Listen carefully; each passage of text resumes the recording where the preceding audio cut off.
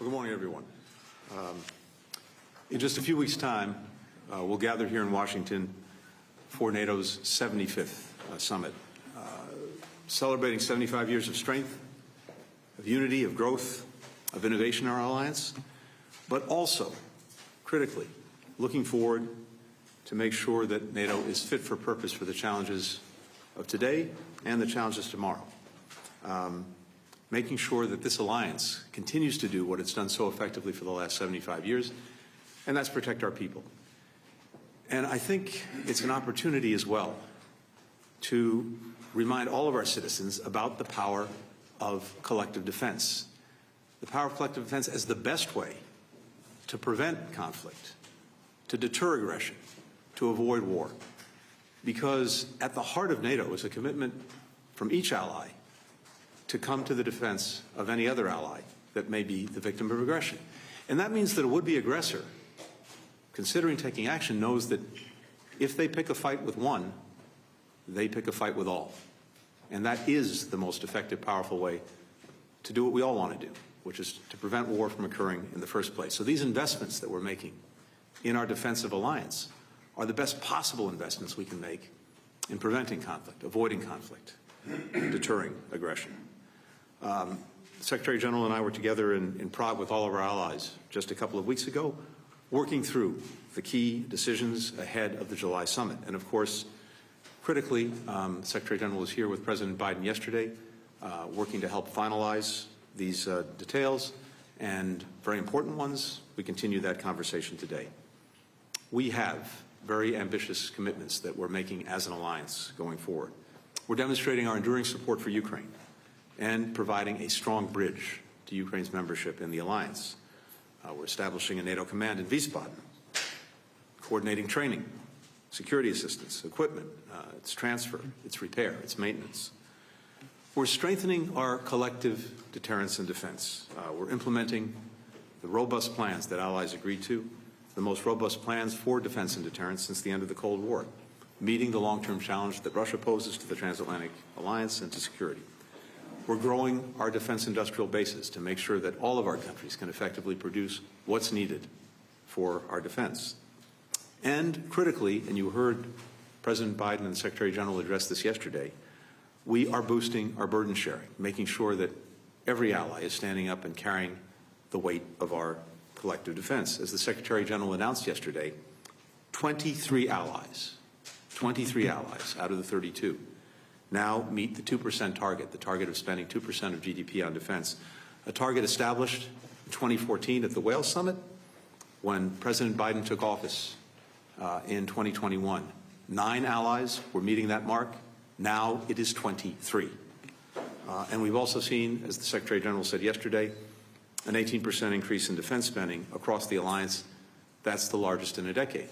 And it is necessary to meet the challenges of this time. We're also making sure that our alliance is strengthening partnerships with other countries, including countries out of the transatlantic area, particularly deepening coordination, deepening cooperation with partners in the Indo-Pacific who will be present at the summit, as well as within the transatlantic community with the European Union, a critical partner for all of us. The alliance recognizes that security challenges in one part of the world impact another, and vice versa. So what's happening in the transatlantic space has real consequences and implications for the Indo-Pacific and other areas, just as what's happening in the Indo-Pacific space has real implications for our own alliance. And there's a recognition of that, and that recognition is turning into concrete and strong partnerships. Prime Minister Kishida may have said this best in the context of Ukraine, when he said what's happening in Ukraine today may well be happening in East Asia tomorrow. We're also adapting and building resilience to emerging threats, and this is also something that you'll see underscored at the summit. Cyber, hybrid attacks and threats, as well as other challenges to security that we've seen manifest themselves in different ways in recent years, including things like pandemics. NATO has to be fit for purpose to deal with all of these. 2 other points I want to make quickly before turning it over to the Secretary General. I mentioned already that the summit will focus on bolstering Ukraine's long-term success.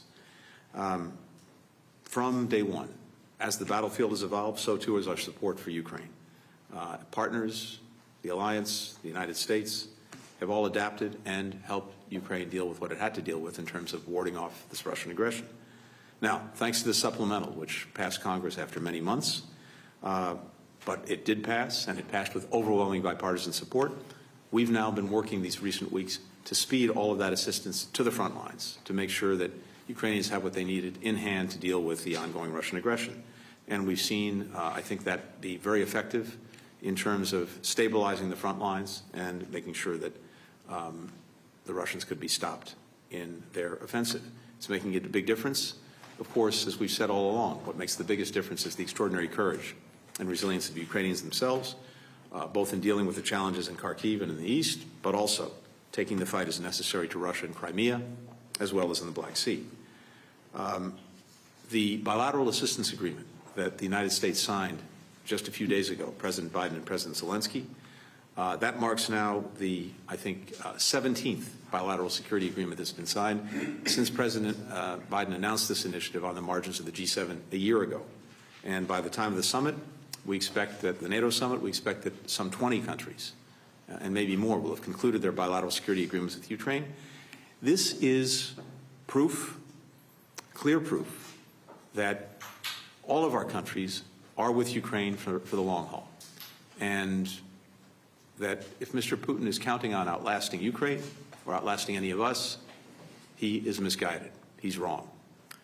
And again, I think you'll see at the summit further emphasis on that. We're also, as necessary, imposing new sanctions on Russia to keep the pressure on so that the aggression ultimately ends. And among other things, we're looking at countries that are supporting Russia's defense industrial base, which is allowing Russia to continue the war, including China. As President Biden's made clear, we have a real concern not with weapons being supplied by China to Russia. That's not what they're doing. What they are doing, as you've heard me discuss many times, is providing critical support to Russia's defense industrial base. Some 70% of the machine tools that Russia's importing are coming from China. 90% of the microelectronics coming from China, and that has enabled Russia to keep that defense industrial base going, to keep the war machine going, to keep the war going. So that has to stop. We, as well, are doing everything we can to provide the necessary support to Ukraine beyond the supplemental. You saw partners come together across the G7 and beyond to be able to use effectively some of the Russian sovereign assets that are primarily in Europe and that now are being leveraged to provide some $50 billion to Ukraine in additional assistance, and we'll continue to look at that.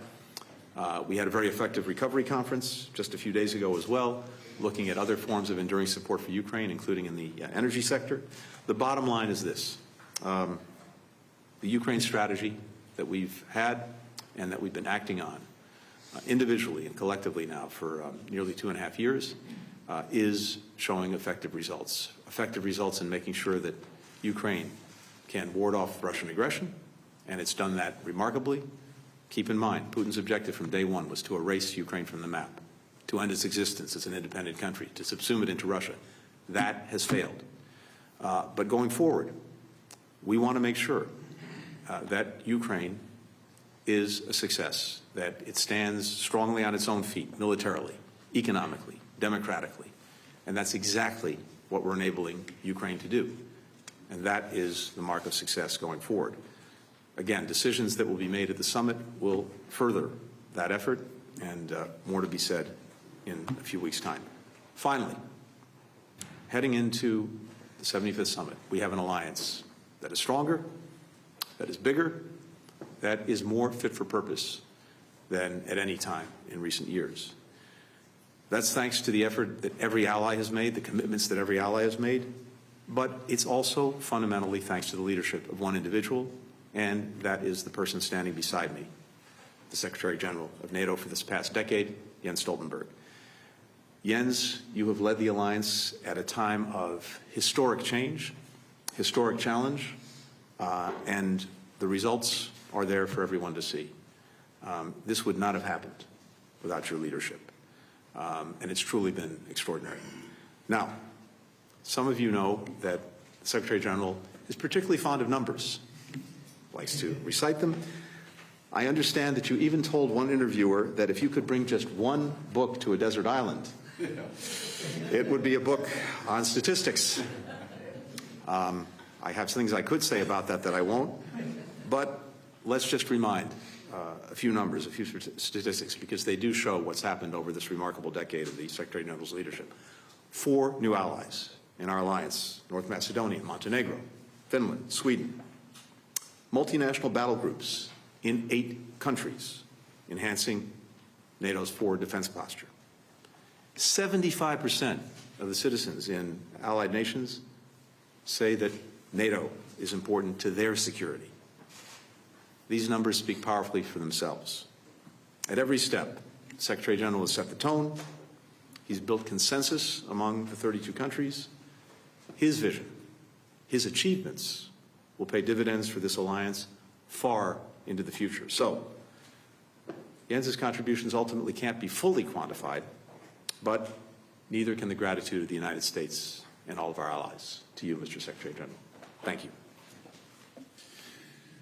Secretary Blinken, dear Tony, thank you for your kind words, and thank you for your support throughout these years in different ways. Thank you also for your very strong commitment to NATO, to our transatlantic alliance.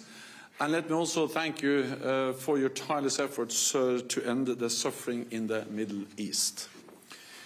NATO was founded in Washington 75 years ago. Since then, the alliance has been the ultimate security guarantee for all our members. Standing together, we prevent war and preserve peace. In NATO, the US has 31 friends and allies. Together, allies represent half of the world's economic and half of the world's military might, advancing US interests and multiplying America's power. NATO makes America stronger. Yesterday, as you mentioned, Secretary Blinken, with President Biden, I announced that NATO allies are making major increases in defense spending. This year, defense spending across Europe and Canada is up 18%, the biggest increase in decades. 23 allies will meet the target of spending at least 2% of GDP on defense. This is more than twice as many as just 4 years ago. Since 2014, Europe and Canada have added over 640 billion extra in defense spending. This demonstrates a historic improvement in burden sharing within NATO. It shows that the United States does not need to shoulder the burden alone, and that the US has a strong alliance in which allies are stepping up year after year. And much of this increased defense spending is spent right here in the United States. Over the past 2 years, European allies have signed contracts with American companies worth 140 billion US dollars. Since 2014, NATO has undergone the most significant transformation in our collective defense in a generation. We have put in place the most comprehensive defense plans since the Cold War. We have 500,000 troops at high readiness, and we have doubled the number of battle groups in the eastern part of the alliance. And with Sweden and Finland as members, we are stronger than ever. Russia's war on Ukraine is a brutal assault on a peaceful democratic nation. This war is propped up by China, North Korea, and Iran. They want to see the United States fail. They want to see NATO fail. If they succeed in Ukraine, it will make us more vulnerable and the world more dangerous. So our support to Ukraine is not charity, it is in our own security interest. We all want this war to end, but the Russian occupation of Ukraine offers no peace, and capitulation to Putin offers no security. The stronger our support, the sooner the war will end. Which is why I welcome the 10-year bilateral security agreement between the United States and Ukraine. Europe is also doing its part, matching US efforts in Ukraine. And at the NATO summit this July, here in Washington, I expect European allies and Canada to come forward with more financial and military support, and that leaders will agree that NATO takes the lead in coordinating the security assistance and training for Ukraine. All of this will reduce the burden on the United States. Secretary Blinken, I thank you and the US for hosting the summit, which we all are looking forward to attend. At the summit, we will celebrate the 75th anniversary of the most successful alliance in history, but also make important decisions for the future. Thank you. The first question goes to Humaira Pamuk with Reuters. Thank you, Matt. Mr. Secretary General, I'm very glad you like numbers. I have a number of questions in true Washington fashion. Multi-part questions that Secretary Blinken is particularly number one fond of. is a very good number. Let me start with Gaza, and I'll turn to NATO. Mr. Secretary, Israeli Prime Minister Benjamin Netanyahu posted about an hour ago, conveniently timed for this press conference, a video talking about U.S. pause on some weapons to Israel, and said you assured him last week that U.S. is working to remove those bottlenecks. Is this an accurate characterization of what you told him? If not, what did you tell him? Will the U.S. remove its hold on these bombs? And finally, have the ceasefire negotiators made any progress since last week? Are you more or less optimistic today about the prospects of a deal? Let me turn to both of you. Russian President Vladimir Putin is going to North Korea, a first in 24 years. And the partnership of Russia, China, and North Korea seems to be solidifying and emerging as a front against West's rules-based order. How concerned are you about this partnership? Mr. Secretary General, particularly for you, do you see a collective NATO role to contain this emerging front? And back to both of you again, what specifics do you have on how much North Korea is contributing to Russia's war machine? And what is your understanding that what Moscow is giving Pyongyang in return? Thank you. Thanks, Mara. So on the questions regarding Israel and Gaza, first, it's very important to remember that our security relationship with Israel goes well beyond Gaza. Israel is facing a multiplicity of threats and challenges, including in the north from Hezbollah, from Iran, from the Houthis in the Red Sea, from various groups that are aligned against Israel and, in many cases, beholden to Iran. So the President's been very clear from day one that he will do everything he can to make sure that Israel has what it needs to effectively defend itself against these threats. And a big part of that as well is making sure that in providing that assistance to Israel, it has a strong deterrent, which is the best way to avoid more conflict, to avoid more war, to avoid what we're already seeing in Gaza spreading to other areas, to other fronts. That's been one of our objectives from day one. So we're committed to that. We, as you know, are continuing to review one shipment that President Biden has talked about with regard to 2,000-pound bombs because of our concerns about their use in a densely populated area like Rafah. That remains under review. But everything else is moving as it normally would move. And again, with the perspective of making sure that Israel has what it needs to defend itself against this multiplicity of challenges. With regard to the ceasefire negotiations, and you heard me talk about this at length during our trip, I'll just remind everyone once again that the entire world came together behind the proposal that President Biden laid out a few weeks ago. The entire world, with one exception, and that was Hamas. Hamas came back with, after everyone else had said yes, including Israel, reconfirmed to me by Prime Minister Netanyahu when I was in Israel.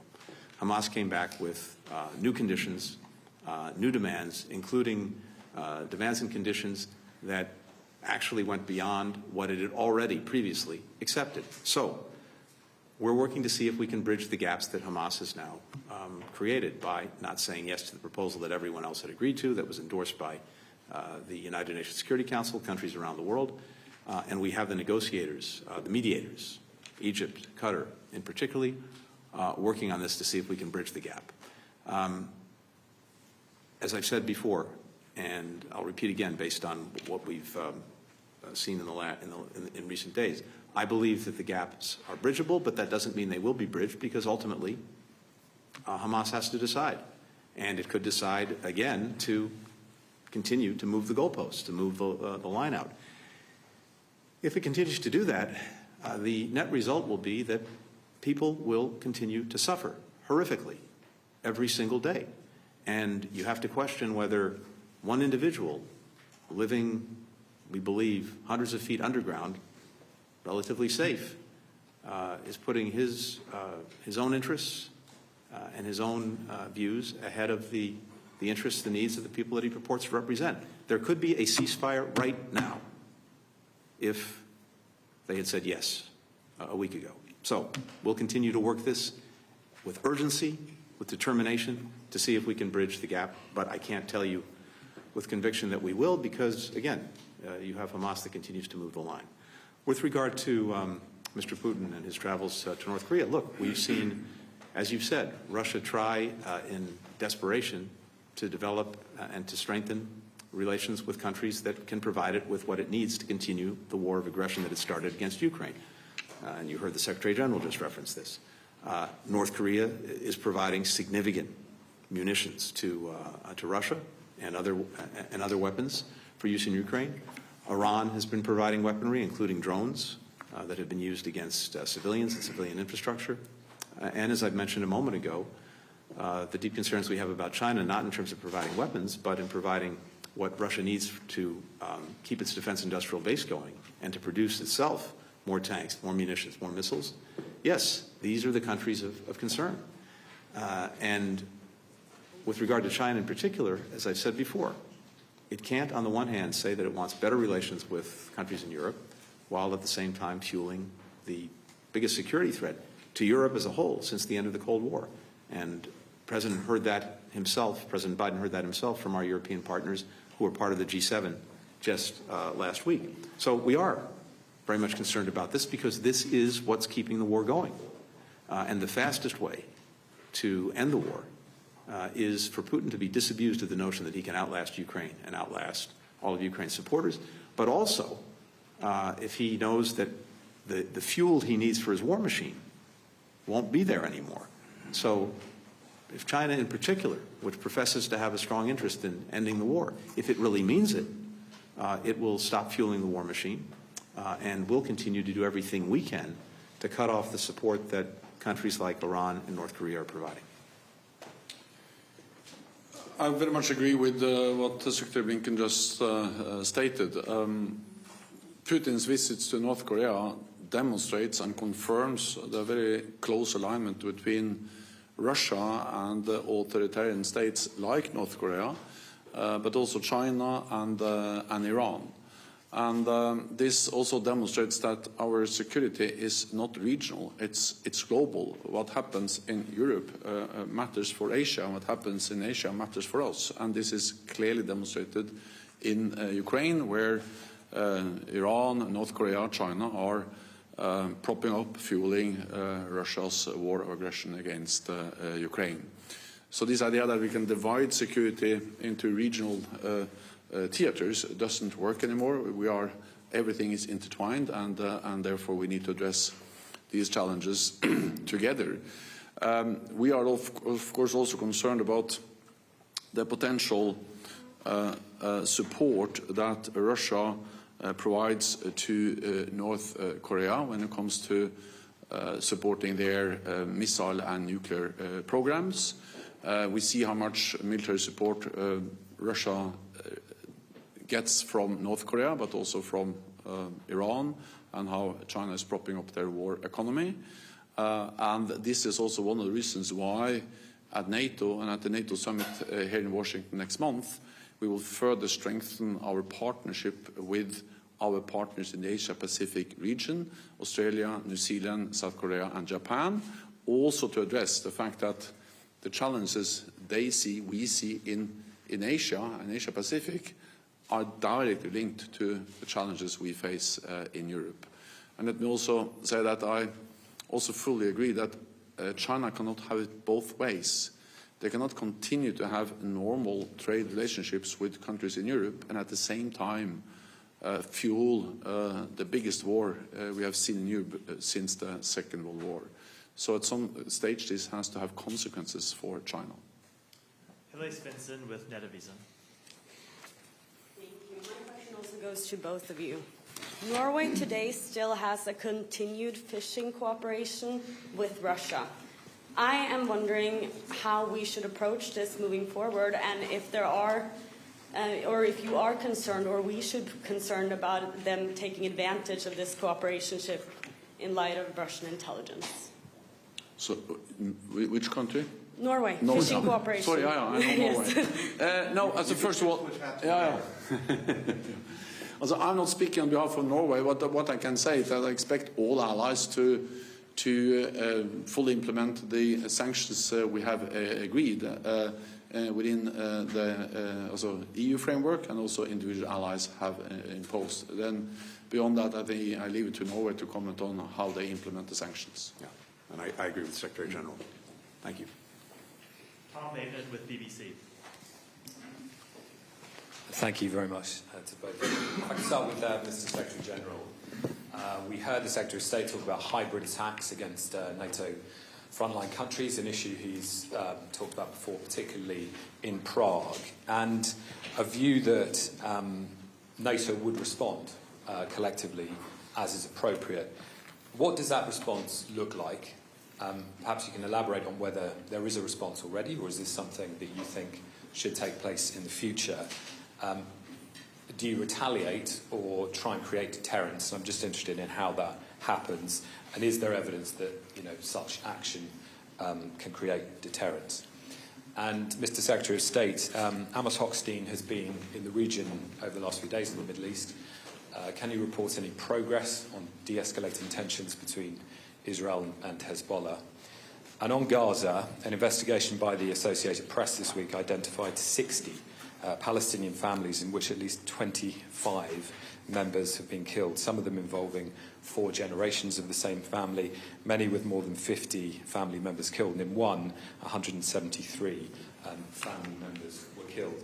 And I'm interested to understand that for Palestinians who hear what you say about a continuing conflict for just cause, but to them this feels like a war that seeks to destroy Palestinian society, what do you say to those people? How do you reconcile those views and those positions? Thank you.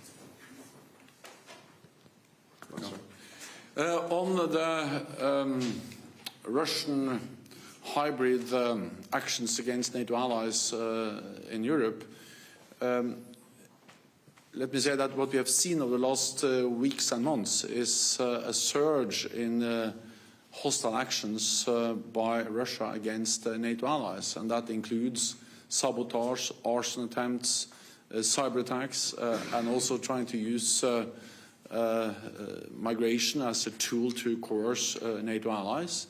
And we need to react to this in a calm and measured way, but at the same time to take it very seriously. And that's also why NATO allies have agreed response options that allies can take both individually and collectively. On the NATO level, this is about increasing awareness, sharing intelligence, making allies aware of that this is not individual, not linked incidents, but it's actually a pattern of Russian behavior over some time. And I welcome also the US sharing a lot of intelligence on these actions with other NATO allies. Then it is about protecting our critical infrastructure, including undersea and cyber infrastructure, and we have taken several steps to increase the protection of critical infrastructure. And then, of course, many of these actions are met by individual actions in the individual member states. So there have been several arrests across the alliance in the United Kingdom, in Poland, in Germany, in the Baltic countries. We have seen those behind these sabotage actions being arrested, and there are legal processes going on.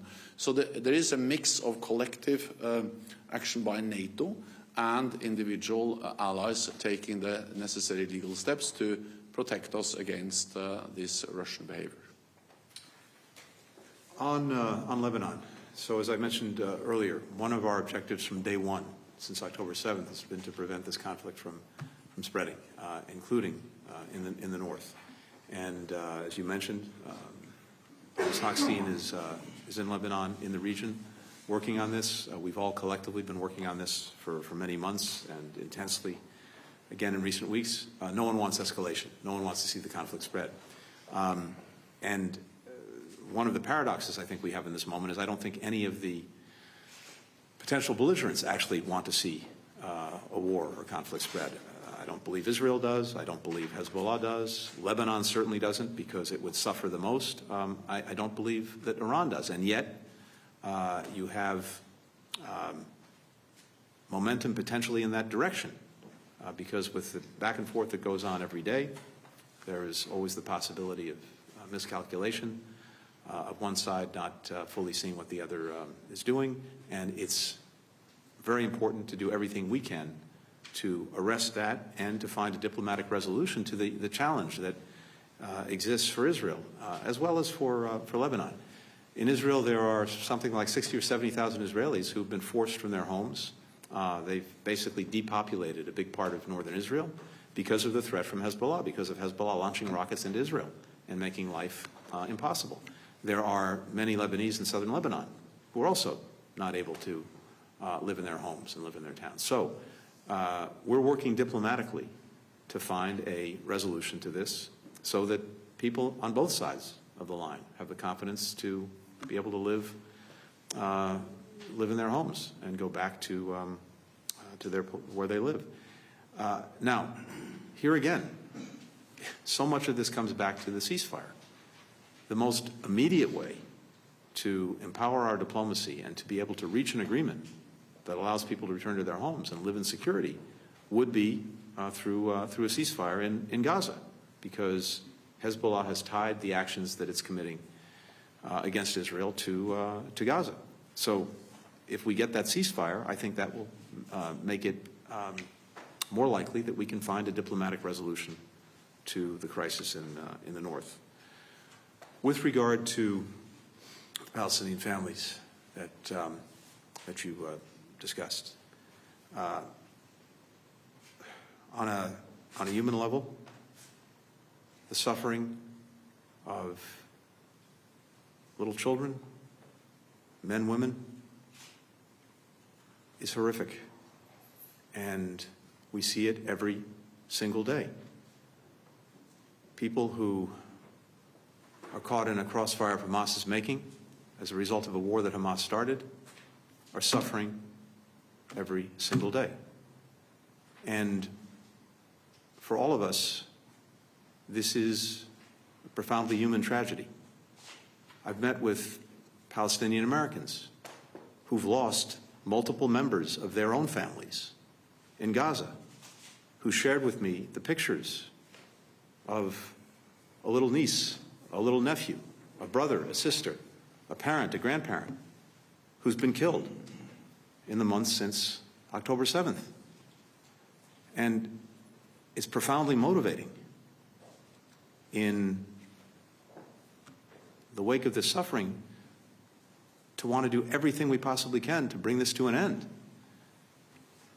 The fastest way to do that, and this has been the case now for weeks, for months, is through the ceasefire that we've been working to achieve.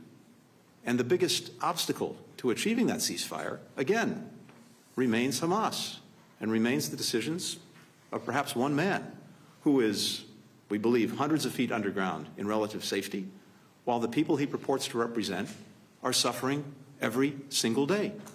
So we have to, all of us, put the interests of these many, many innocent families and people first and foremost. And that means that Israel has to do more, continue to do much more, to protect civilians, to make sure that they get the assistance they need.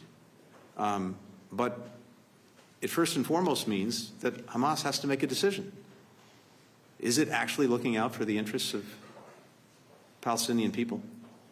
Is it looking out for its own interests at the expense of the interests of Palestinians who are suffering every single minute in Gaza? Fastest way to bring this to a conclusion tomorrow is through this ceasefire. That's what we're looking to achieve.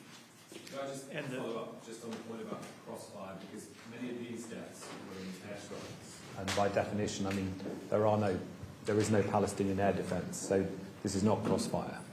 And yet I've heard you use that description before, so I just wanted to clarify. Yeah, look, on that, again, we've been on this as well from day one in trying to press Israel to do everything it can to avoid civilian casualties, to put a greater premium on civilian protection. And yes, we see that we see this too. It's without justifying any particular airstrike, and certainly we've ourselves reported as a government, as the State Department, on numerous incidents where civilians have been killed or grievously injured, including through airstrikes. But as we've also said, this terrain is extraordinarily difficult, maybe uniquely difficult, because again, you have Hamas that not only is hiding deep underground in tunnels while the people it purports to represent are not, it's also hiding in apartment buildings, hospitals, schools, using those as places to plot, to plan, to protect itself. But that means also that it's endangering thousands, tens of thousands of children, women, and men. It launched this war on November 7th. It conducts it in a way by retreating to places where it's hiding behind civilians that further endanger civilians. And it has not made the decisions necessary to stop it, which it could do right now. And the final question goes to Anders Figard with NRT. Thank you, Mr. Secretary, how do you do? How can Ukraine trust your words of support when the recent bilateral agreement can be cancelled with a 6 months notice? And how confident are you that you will not need to ask Mr. Stoltenberg to extend his term as Secretary General? And I didn't quite hear your answer to my colleague's question here on Israel. Is Netanyahu's, Prime Minister Netanyahu's characterization, is it true, what he said about that you, what you assured him last week? Mr. Secretary General, China can't have it both ways. What kind of consequences should China should be on China? And you want to secure the long-term help to Ukraine. You have been talking about a fund, if I understand it correctly. The alliance has been lukewarm to an aid fund. What's your next step there? And if you soon get to read some more statistical books, what can you say about your possible successor? Thank you. Thank you. With regard to the bilateral security agreements, first, it's important to note that the United States signed our agreement last week. President Biden and President Zelensky signed it together, but we are not alone. Dozens of countries have either concluded or will conclude bilateral security agreements with Ukraine, each of which basically says the same thing, that we're committed individually, as well as through the work that will be formalized at the NATO summit, to supporting Ukraine in building a deterrent force for the future that can ward off aggression and, as necessary, deal with it. And each of these agreements is projected over a decade to, again, send a very strong message that each of us is in this for the long haul. And that is the determination and commitment of the United States. I think the fact that ultimately the supplemental funding bill passed with overwhelming bipartisan support, both houses of Congress, again, is indicative of the depth and strength of that support in the United States. And Poland continues to show strong support in the United States for helping Ukraine, making sure that it can stand on its own feet effectively, because that's what this is about.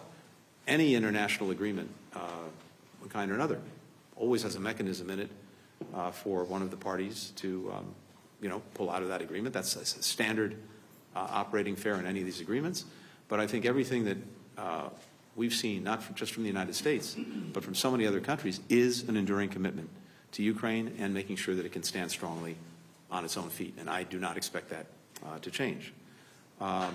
With regard to the Secretary General, look, I think many of us wish on one level that this was a lifetime appointment because of, but I don't think the Secretary General feels that way. And I'm confident, very confident, that the alliance will come strongly together behind a new Secretary General, and that when the current Secretary General Stoltenberg's term ends this fall, there will be a very strong Secretary General in place to pick up the baton and carry the extraordinary work that this Secretary General has done forward into the future for the alliance. And finally, with regard to the last question on Israel, I stand by exactly what I said a few minutes ago. Thank you. Is Mr. Netanyahu telling the truth or not, Mr. Secretary? Again, I've been as clear as I can possibly be. You assured him that these bottlenecks will I'm not going to talk about what we said in diplomatic conversations. I can just say again that we have a commitment to make sure that Israel has what it needs to defend itself against a whole variety of threats. Gaza is part of it, but it far surpasses Gaza in terms of the threats they face. The President's committed to that. We continue to move these different cases through our system on regular order. We have one case that the President's talked about publicly, about the 2,000-pound bombs and concerns that we have about them being used in densely populated areas. That remains. We continue to work through that, but there's been no change in our posture, which our posture is, again, to make sure that Israel has what it needs to defend itself across these many threats. Many of the systems that are moving through our system are ones that have been on order for, in some cases, years. It takes a long time to move these things. And a number of the things that are going to Israel won't get there for years. That is the nature of the way this works. But it's regular order, with the exception of that one system that we've talked about many times in public. Thank you. First, briefly on the question about China. Well, it's too early to say exactly what kind of consequences, but I think just in itself that more and more allies recognizes that it cannot continue the way it is like it is today, where China really tries to have a normal relationship with European NATO allies, and at the same time are enabling Russia to be conduct a war of aggression against a European country, the biggest security challenge we have faced in Europe since the end of the Second World War. And of course, this is then about how, unless China changes its behavior, what kind of consequences should then this have for instance, our trade relations? Too early to say, but it has to be an issue that we need to address, because to continue as we do today is not viable. Then on support for Ukraine, so we are discussing and we are addressing many deliverables on Ukraine before the upcoming NATO summit. We have already agreed a plan for NATO training and security assistance for Ukraine. We have seen new announcements, and I expect also more announcement of more military support to Ukraine. I'm certain that we will also have language expressing that Ukraine will become a member of the alliance. And then you are right that I have also put forward proposals on a more long-term commitment, because I strongly believe that the stronger our support is, the more credible our long-term commitment to Ukraine is, the sooner this war can end. The exact language, exact what we will agree is what allies are now discussed among allies, but I'm confident we have a good solution agreement by the summit. Then normally I don't say anything about my successor because it's not for me to select my successor. But with the announcement by Prime Minister Orban today, I think it's obvious that we are very close to a conclusion in the alliance for allies to select the next Secretary General. And I think that's good news. I think Mark Rutte is a very strong candidate. He has a lot of experience as Prime Minister. He's a close friend and colleague. And I therefore strongly believe that very soon the alliance will have decided on my successor, and that will be good for all of us, for NATO, and also for me. Thank you. Yeah, thank you.